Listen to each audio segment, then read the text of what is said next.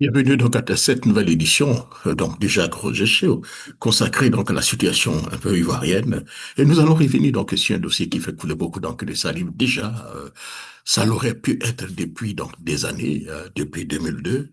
Nous avons donc connu cette crise ivoirienne qui a connu des centaines de milliers donc de victimes et des milliers de morts. Et jusqu'à présent, le procès ne nous a pas réellement permis, ne nous a pas situé, a permis aux Ivoiriens de se situer réellement sur ce qui s'est passé. Alors, Laurent Gbagbo a attendu combien de temps? 5 années, 4 années après donc son acquittement pour revenir encore à la charge. Laurent Gbagbo, qui entend donc saisir donc la Cour pénale internationale, souhaite faire la lumière, selon lui, dit-il, sur donc les causes et les conséquences donc de la rébellion qui a donc coupé donc la Côte d'Ivoire en deux. On se souvient que Laurent Gbagbo était donc au pouvoir. Et beaucoup de personnes se posent la question, pourquoi maintenant et pourquoi il n'a pas fait plus tôt? This is the question. Et c'est ce qui va nous permettre certainement, mon cher ami, hein, à explorer un peu, qu'on essaie de comprendre ce qui a bien pu se passer. Depuis donc cette période, Laurent Gbagbo demande à la Cour pénale internationale que la Cour pénale internationale se pense sur les commanditaires donc de la rébellion, aussi sur la justice à rendre aux populations de l'Ouest, les Ouest précisément, qui ont donc payé, selon lui, le prix est particulièrement lourd durant donc cette année de crise. Alors, écoutons un peu Maître Alstide, hein, l'avocat de Monsieur Laurent Gbagbo, revenir un peu sur tout ça, et ensuite, nous allons continuer un peu donc dans notre démarche. Laurent Gbagbo qui entend saisir la Cour pénale internationale.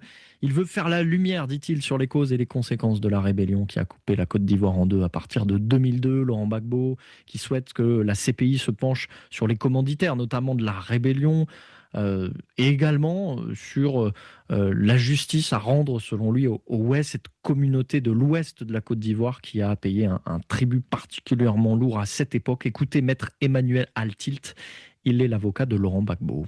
Pour avancer, il faut regarder le passé.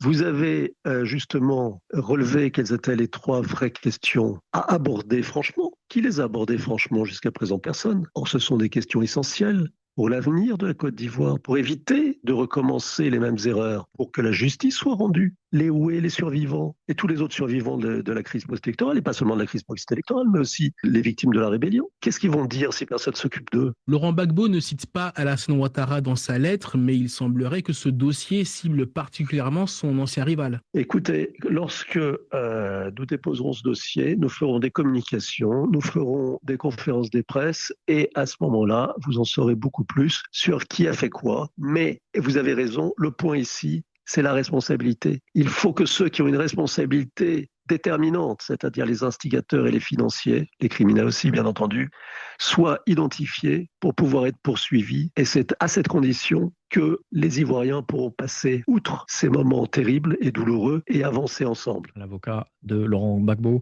interrogé par Sidi Yansané. Nous venons donc d'écouter donc les propos de Maître Tim. Cher ami, hein, la démarche ici de Laurent Gbagbo devant la Cour pénale internationale, un geste politique mémorial et stratégique, et c'est clair. C'est donc une offensive judiciaire à portée hautement politique, en annonçant qu'il demande à son avocat de saisir à nouveau donc la Cour pénale internationale, la CPI. Laurent Gbagbo pose un acte très calculé. Ce n'est pas seulement donc une démarche juridique, un geste politique majeur posé le même jour de l'investiture de M. Ouattara, nous avons déjà parlé. Il veut que l'opinion publique et internationale sache, comprenne que les responsabilités donc de la crise ivoirienne n'ont jamais été pleinement donc établies. La rébellion 2002 n'a jamais fait donc l'objet d'un procès international et que les crimes commis dans l'Ouest, particulièrement contre les communautés ouest, n'ont jamais obtenu donc justice. Nous sommes dans un pays, la Côte d'Ivoire, où quand vous dites bonjour et bonsoir, on pense que vous avez porté atteinte à l'autorité de l'État. On parle de rébellion, on parle de crise. Regardez les chefs d'accusation contre le porte-parole du PDCID. Alors que dans ce pays, nous avons vu des grands criminels, des gros crimes impunis et des gens qui, malgré donc ces crimes, occupent donc des postes de responsabilité dans notre pays. Alors allons-nous laisser tout cela passer? Je ne pense pas. Et Laurent Gbagbo, en revenant peut-être tardivement sur ce qui s'est passé, ça nous met dans une situation donc assez claire. Pour lui, il souligne que donc, il y a des commanditaires, il y a les financements, les responsabilités donc structurelles, les crimes commis donc dans l'Ouest. Laurent Gbagbo déplace donc les débats vers donc un terrain où le régime actuel est plus vulnérable. La thèse donc du conflit donc dans les zones d'ombre qui entourent donc la rébellion. On se souvient du secrétaire exécutif du RDR devenu RHCP, Cissé Bakongo, qui a été clair. Les nordistes avaient donc raison donc de faire la rébellion, de rentrer dans la rébellion, qui a causé donc des centaines, des milliers donc de victimes et de morts. C'est aussi donc une manière donc de rappeler hein, que sans donc la rébellion, il n'y aurait pas eu donc une crise post-électorale telle que ce qui s'est produit. Le rôle ici donc stratégique donc de mettre Altit, euh, cadrer juridiquement donc un message politique. Mettre Altit insiste sur trois éléments clairs. La vérité historique, la responsabilité des instigateurs et les financiers, et la réparation due donc aux victimes. Si vous voyez, donc le discours insiste sur la nécessité euh, d'un processus juridique égalitaire au-dessus des clivages politiques. Et ça, c'est aussi important. Mais le message réel est double. La CPI n'a pas terminé son travail. C'est clair. La justice internationale a été asymétrique en jugeant Laurent Gbagbo Blegoudé, mais en laissant intouchés ceux qui ont porté donc la rébellion, qui ont supporté la rébellion. Cette asymétrie précisément ce que Laurent Gbagbo veut désormais mettre en accusation. D'ailleurs, écoutons, il y a pratiquement 12 ans, les propos de M. Laurent Gbagbo et de ses avocats. L'horreur comprend en filigrane la discrimination ethnique. Là encore, il ne fait que reprendre les accusations du camp Ouattara, formulées au moment de la crise, pour sensibiliser la communauté internationale à la prétendue injustice qui lui était faite. Aujourd'hui, utiliser cet argument permet de justifier le caractère exclusivement ethnique de toutes les nominations actuelles dans l'administration et dans les grandes entreprises. C'est ce que l'administration Ouattara appelle avec candeur le rattrapage. De discrimination, il n'y en a jamais eu en Côte d'Ivoire pendant la période du président Gbagbo. Nous l'avons déjà vu pour les chefs militaires. Cela est vrai aussi pour les troupes. Les FDS étaient composés de soldats de toutes origines. Quant au président Gbagbo, il était entouré d'Ivoiriens de toutes ethnies, de toutes confessions, de toutes appartenances. Non seulement n'y a-t-il pas eu discrimination, mais encore, depuis son élection à la présidence, le président Gbagbo a-t-il tout fait pour lutter contre les discriminations? Plus même. Après le coup d'État de septembre 2002 et la partition du pays, il essaiera de parvenir à la réunification du pays en nommant des ministres proches des rebelles, attribuant à ses opposants des ministères essentiels comme la défense ou les affaires étrangères, et nommant en 2007 le chef de la rébellion, Guillaume Soro, Premier ministre. Et c'est le président Gbagbo qui a permis à Alassane Ouattara d'être candidat à la présidence de la République, en revenant sur des dispositions qui interdisaient à ceux nés à l'étranger de parents étrangers de se présenter. Il ressort de ce qui précède que le procureur n'a pas prouvé qu'il aurait existé une organisation et une structure mises en place par le président Gbagbo afin de mettre en œuvre un quelconque plan commun pour rester au pouvoir par tous les moyens. Le procureur n'a pas trouvé d'éléments probants pour corroborer sa version des 4 événements qu'il invoque ou soutient de ses charges. Le procureur n'a pas prouvé d'intention du président Gbagbo ou de lien avec les crimes allégués. En définitive, le procureur n'a pas présenté de preuves suffisantes, donnant des motifs substantiels de croire que le président Gbagbo aurait commis un quelconque crime. Que reste-t-il du dossier qui vous a été présenté par le procureur? Rien. Et c'est d'ailleurs pourquoi le procureur tout à l'heure s'est concentré dans ce qui devait être la conclusion de sa preuve sur les preuves de la défense. Parce que la défense a donné à voir une autre réalité. Pour la première fois, il vous a été donné d'écouter une autre version des faits. La réalité est apparue peu à peu. Du contraste entre les deux discours est née une forme de plus en plus apparente jour après jour, celle de la réalité qu'on tentait jusque-là d'occulter. C'était le devoir de l'accusation, de tout faire pour donner à la Cour l'image la moins déformée possible de la réalité.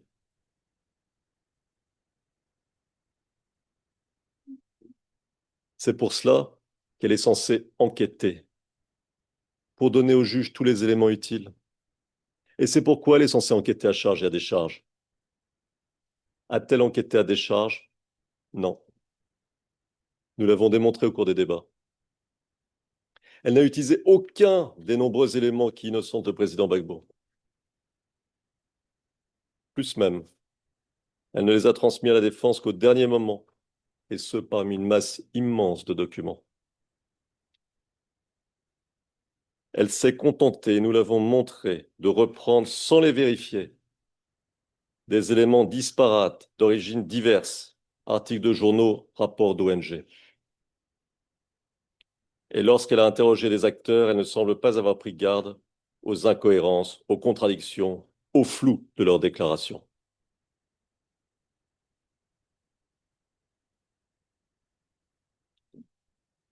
Nous sommes-nous rapprochés de la vérité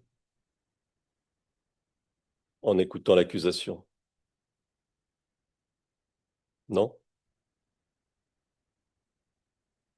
Nous nous en sommes même éloignés, car la réalité qu'elle nous a dépeinte est une réalité fantasmée. Le drame qu'a connu la Côte d'Ivoire ces 10 dernières années a été occulté. Les tentatives de coup d'État ne sont pas mentionnées. Les assauts constants des rebelles contre le pouvoir central sont niés. La partition du pays, le nord de la Côte d'Ivoire mis en coupe réglée, les extorsions, les pillages et les meurtres à grande échelle sont passés sous silence. Les tentatives du président Gbagbo pour arriver à la réconciliation sont oubliées. Les fraudes massives au nord du pays, lors du second tour des élections présidentielles, sont elles aussi oubliées. Le coup de force d'Alassane Ouattara contre le Conseil constitutionnel est transformé en procédure légale. Et tout cela pourquoi? Pour pouvoir accuser le président Gbagbo d'être à l'origine de la crise post-électorale de 2010. Et nécessairement pour l'accuser, il fallait construire une autre réalité. C'est à vous, Madame le Président, Madame, Monsieur les juges, qu'il appartiendra de rappeler à tous qu'il ne peut y avoir de justice sans vérité. Le fait de n'avoir pas ou peu enquêté est d'autant plus grave que c'est sur les épaules du procureur que repose la charge de la preuve, pas sur celle de la défense. La défense n'est pas tenue ici d'apporter des preuves contraires à ce stade de la procédure. Elle doit montrer que les éléments présentés par le procureur au soutien de son argumentation ne sont pas suffisants pour justifier une confirmation des charges. L'accusation se paie de mots. Nous avons, nous, à nous intéresser aux faits. Les faits découlent de la réalité. Et la réalité, elle est là sous nos yeux.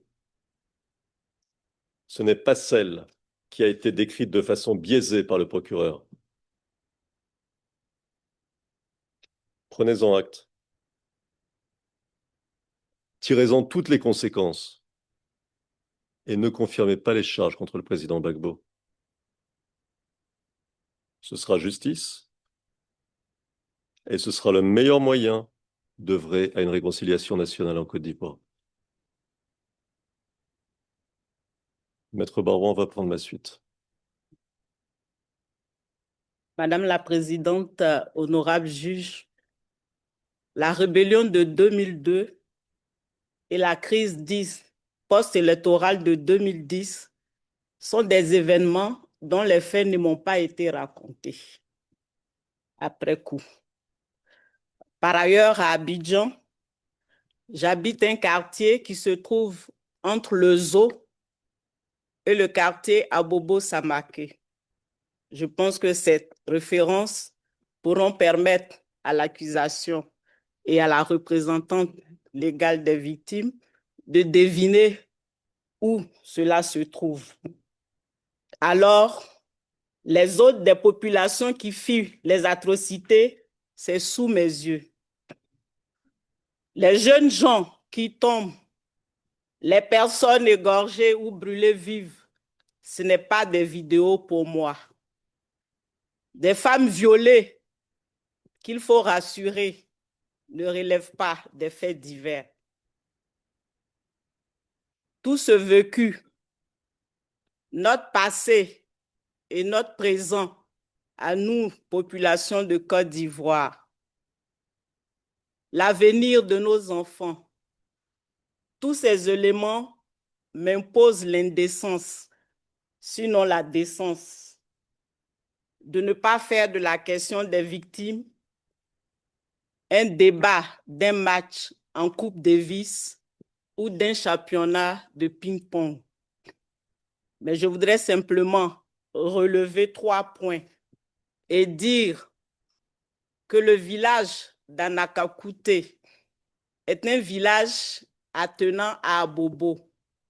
Dans ce village, les 6 et 7 mars 2011, donc dans la période qui est ici prise en compte, les populations ont été attaquées et la plupart des victimes tuées étaient des ébriés.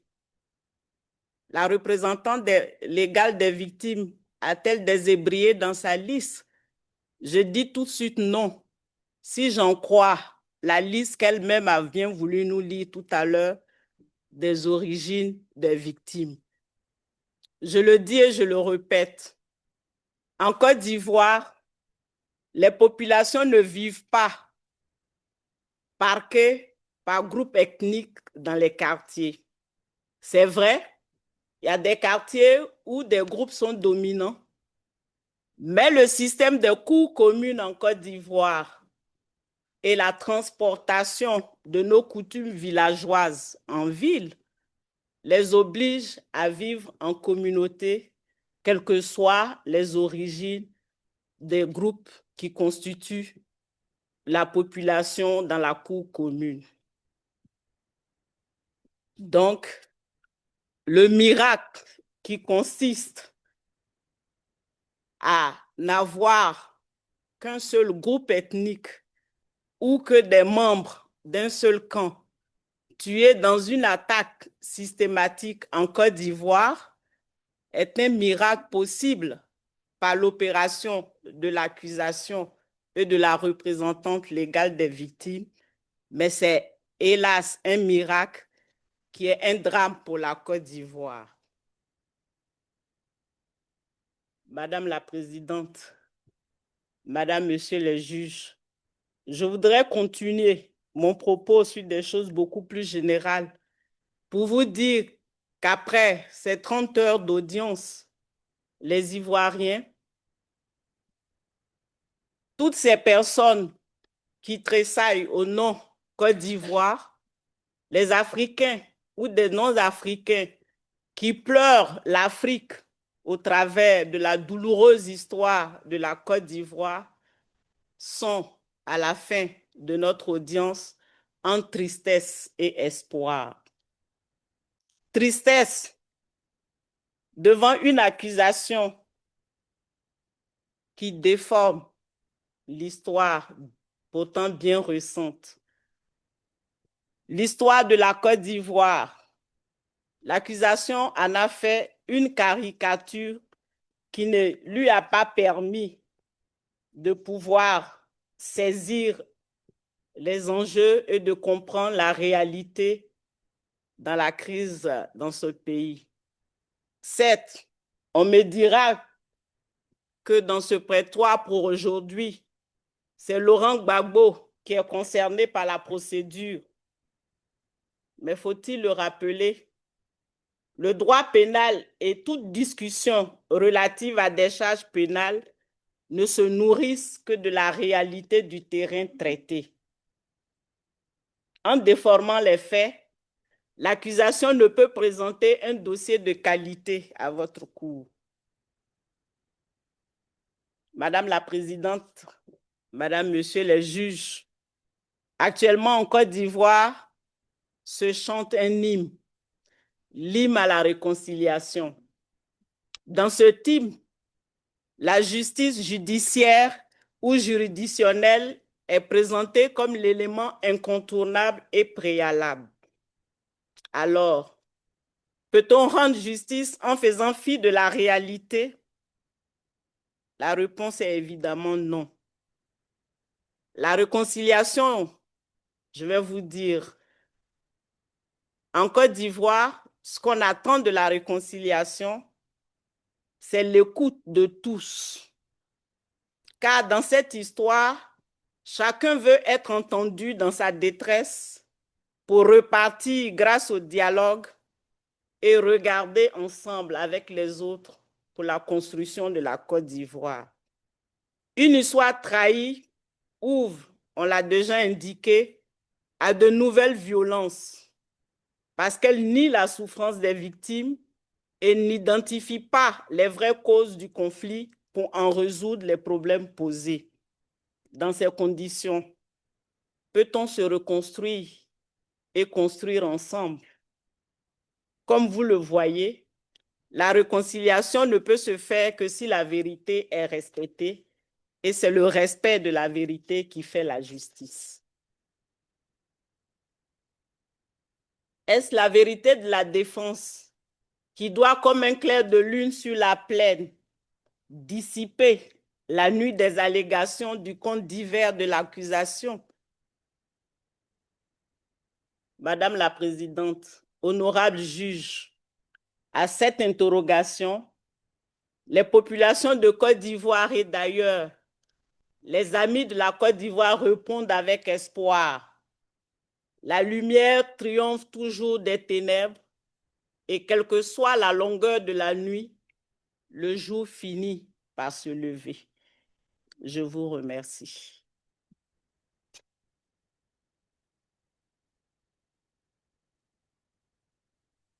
Maître Ajdit. Merci, Madame le Président. Le président Gbagbo voudrait s'adresser à la Chambre.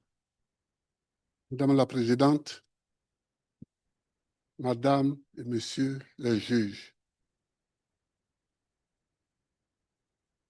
j'ai suivi ces débats. J'ai entendu beaucoup de choses. Certaines fois, je me suis retrouvé en Côte d'Ivoire, mais d'autres fois, je m'en suis trouvé tellement éloigné. D'autres fois, je m'en suis trouvé tellement éloigné. Tellement les questions qu'on posait étaient loin de ce que nous avons vécu. Et je me suis dit, pourquoi dans la justice moderne, y a-t-il des temps retranchés? Parce que sur beaucoup de questions, aussi bien l'accusation que la représentante des victimes, que vous-même, vous auriez pu m'appeler, j'aurais pu donner des informations, ne serait-ce que des informations que vous aurez pu vérifier après, mais pour fluidifier le raisonnement. J'aurais pu dire beaucoup de choses sur des petites questions. Par exemple, quand on dit il a signé un papier pour déployer l'armée, jamais. J'ai signé un décret pour que tous les FDS soient mobilisés. Mais c'est une pratique qui date de 1961, qui date de l'époque où l'armée a été créée. Le chef de l'État peut, en cas de trouble, signer un décret, parce que la police, c'est la police, ensuite il y a la gendarmerie, mais si ces deux forces sont totalement submergées, elles peuvent appeler l'armée en renfort. Et donc, pour ça, le président de la République signe un décret qu'il donne aux différents chefs. C'est à eux d'utiliser l'armée ou de ne pas l'utiliser. Ça dépend de ce qu'ils pensent de la situation. Donc, c'est des choses pratiques comme ça et petites qu'on aurait pu expliquer quand le chef de FDS est venu me dire « Ah, la situation à Bobo, il y a les soldats d'IB, je pense que c'est eux le commando invisible, donc on ne sait pas comment ça va aller. » J'ai dit « Qu'est-ce qu'on fait ?» Il dit « Bon, signez toujours un décret et puis on va garder ça et si on n'en a pas besoin, on n'en a pas besoin, mais si on en a besoin. » Donc, il y a plein de choses comme ça. Et puis, il ne faut pas me donner des parents que je n'ai pas. Je crois qu'on veut faire comme souvent en Afrique, comme en Europe, vous dites les Africains, c'est comme ça, ils gouvernent. Je ne gouverne pas avec ma famille. Moi, je suis chef de l'État, président de la République. Ma femme, elle est députée. Et Kade n'est pas mon neveu. Le mot neveu est un mot français. J'ai des neveux ici qui sont dans cette salle. Mais Kade n'est pas mon neveu. Il a été ministre de la Défense, ministre délégué à la Défense. Il était mon conseiller. Je ne gouverne pas avec ma famille. Peut-être que ça se fait comme ça ailleurs en Afrique, mais pas en Côte d'Ivoire, au temps de Gbagbo. Ça veut dire, il y a des petites choses comme ça qu'on aurait pu éviter. Ça alourdit pour rien l'atmosphère et ça nous empêche d'aller immédiatement au fond du problème. Madame la Présidente, toute ma vie, et ça se sait non seulement en Côte d'Ivoire, mais dans toute l'Afrique et dans toute la France politique, j'ai lutté pour la démocratie. J'ai demandé à mes avocats la semaine dernière, je leur ai dit que je voulais vous envoyer, vous emmener tous les livres que j'ai écrits sur mon parcours.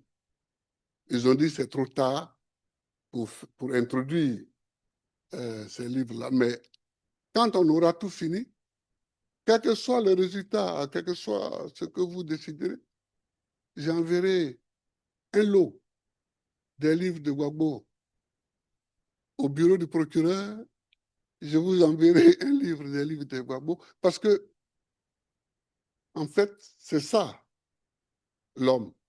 Il marche, mais il laisse des traces sur le chemin qu'il parcourt. Comme ça, on peut le retrouver. J'ai lutté pour la démocratie et c'était au moment où nous ne savions même pas si le mur de Berlin allait s'écrouler. Nous ne savions pas ça. Donc, on luttait avec un courage Mais on était convaincus que nous-mêmes, on n'allait pas voir la démocratie triompher. Mais le mur de Berlin s'est écroulé et nous a aidés à gagner la victoire du multipartisme et de la démocratie. Non, mais c'est pourquoi je voudrais simplement dire, et je ne vais pas aller plus loin, je voudrais seulement dire que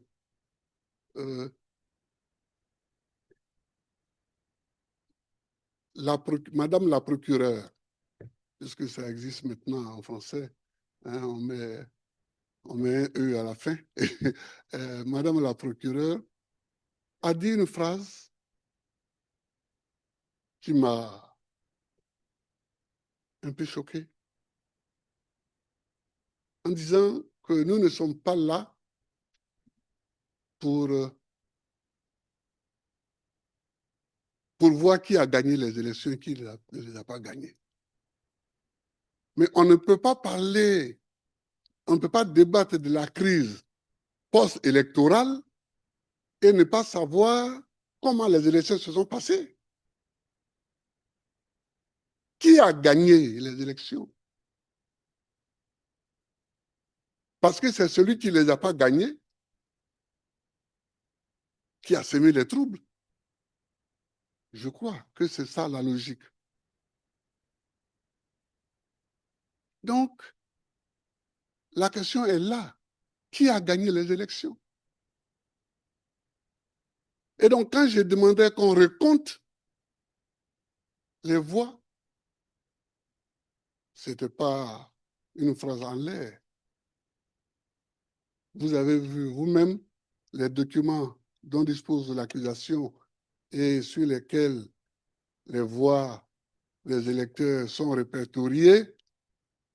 On a vu que dans la seule ville de Bouaké, on a ajouté 100 000 voix à mon adversaire.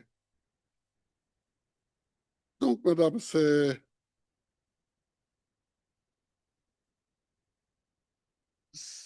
ça le fond de la question. C'est ça le fond de la question. On nous a attaqué en 2002, j'ai fait mon travail. C'est-à-dire que je n'ai jamais cru que la Côte d'Ivoire allait s'en sortir par la guerre. Je n'ai jamais cru ça. J'ai toujours cru qu'on s'en sortirait par la discussion. Même si je sais qu'ils ont tort. Mais pour s'en sortir, j'ai toujours cru à la discussion. Alors j'ai parcouru toute l'Afrique. On a fait les négociations de Lomé. Ils ont fait les négociations de Marcoussis et de Kléber, mais ça, je laisse ça de côté parce que c'est... nous avons fait les négociations de Accra 1, Accra 2, Accra 3, sous la présidence de John Kufuor. Nous avons fait les négociations à partir de juin 2005 de Pretoria 1 et de Pretoria 2 sous la présidence de Thabo Mbeki. Nous avons tout fait. Nous avons tout fait.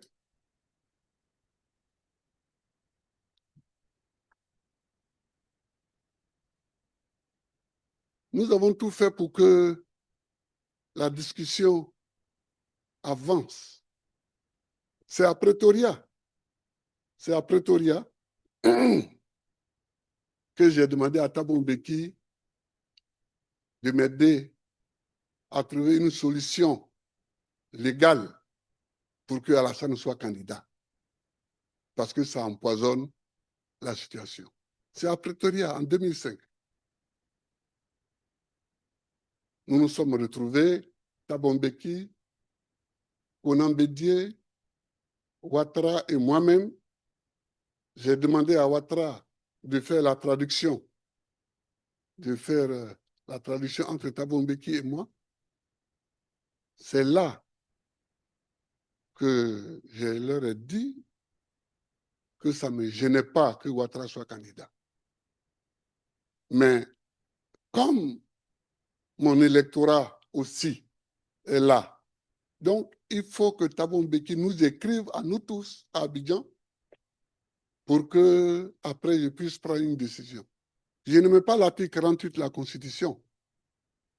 C'est comme l'article 16 de la Constitution française. Ça donne énormément de pouvoir.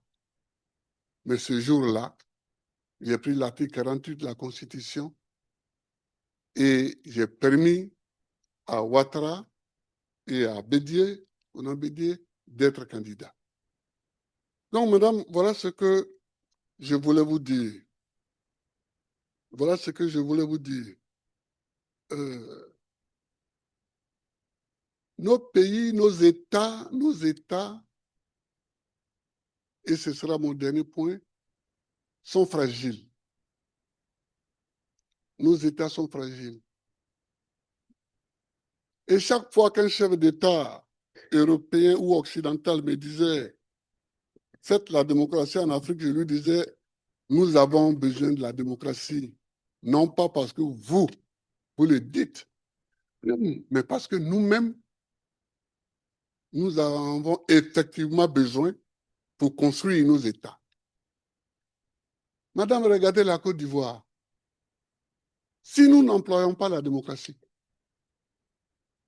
comment nous allons choisir le chef de l'État?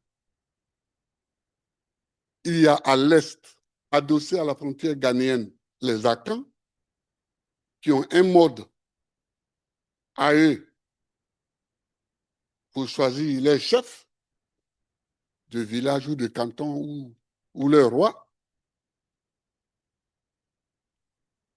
Nous avons à l'ouest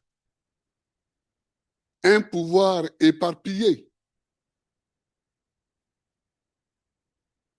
Nous avons au nord les Malinqués islamisés qui se regroupent autour des mosquées et à côté d'eux, les Sénoufos qui se retrouvent dans les bois sacrés. Quel mode électoral allons-nous prendre? Donc la démocratie nous aide parce que elle fait tabula rasa de tout cela et elle donne à chaque individu considéré comme citoyen une voix. C'est pourquoi je me suis engagé dans la lutte pour la démocratie. Et puis nous, qui venons de familles très modestes, s'il n'y a pas la démocratie, jamais on n'aurait de postes élevés. Moi, les gens avec qui j'ai été à l'école, quand j'ai été élu président, ils n'étaient pas étonnés parce qu'ils savaient mon engagement. Mais ils sont venus me saluer pour saluer mon courage. Parce que je n'étais pas le plus aidé. Hein. Je n'étais pas le plus intelligent, je n'étais pas le plus riche, je n'étais pas... Donc nous avons besoin de la démocratie, madame. Mais la démocratie, ce n'est pas seulement le vote. C'est qui dit le vote. Qui dit le résultat du vote. C'est ça aussi la démocratie. Quand on s'en va prendre une nuit, le président du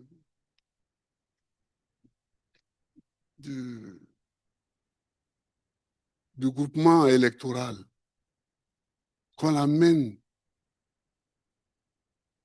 dans le QG électoral d'un candidat, qu'on invite une télévision étrangère, on lui dit de parler et on le filme, et on diffuse ça dès le lendemain matin, ce n'est pas très démocratique, ça, ce n'est pas la démocratie. La démocratie, c'est le respect des textes, à commencer par la plus grande des normes en droit, qui est la Constitution. Qui ne respecte pas la Constitution n'est pas démocrate.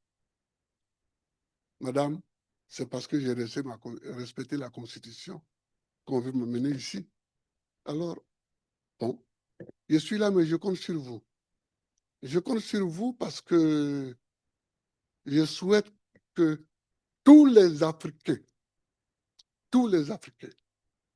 qui me soutiennent et qui sont tout le temps ici devant la cour, devant la prison, qui sont dans leur pays en train de manifester, en train de marcher, tous ces Africains-là, qu'ils comprennent que le salut pour les États africains, c'est le respect des constitutions que nous nous donnons et des lois qui en découlent.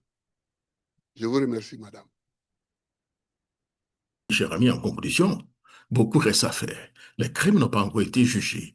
Les gestes symboliques de Laurent Gbagbo, mais potentiellement explosifs. La démarche de Laurent Gbagbo est un appel à la vérité, une offensive politique directe, même puissante, une réhabilitation donc de son récit historique, une interpellation directe donc, du pouvoir, une tentative de reprendre l'initiative dans le débat national. C'est un acte qui vise à repolitiser donc la mémoire donc de la crise ivoirienne au moment même où le pouvoir cherche à clore cette page sans en dévoiler donc toutes les responsabilités. Au moment où le pouvoir actuel incarcère des Ivoiriens. On parle de près de 3000 jeunes Ivoiriens qui sont donc en prison. Comment pouvez-vous comprendre aujourd'hui que le secrétaire, le porte-parole du PDCI-EDA soit en prison? Il est député à l'Assemblée nationale et il est en prison. Il doit répondre. Répondre donc de quoi? Alors que les grands criminels autour de M. Ouattara n'ont jamais été jugés. This is the question. Ce qui se passe is unbelievable. Merci beaucoup, cher ami.